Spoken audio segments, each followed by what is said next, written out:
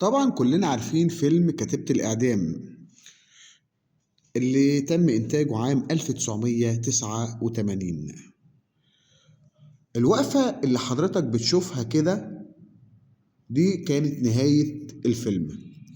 طبعا اللقطة دي تحديدا هناخدها بالترتيب، وهو ترتيب وفاة بعض الفنانين، وهم بالترتيب حسب الصورة.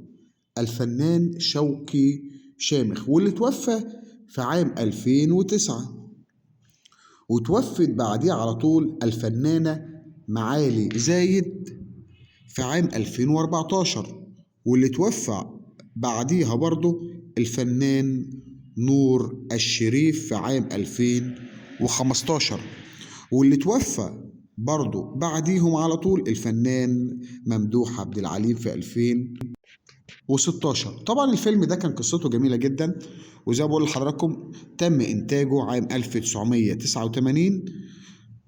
رحم الله جميع أعضاء هذا العمل السينمائي المميز.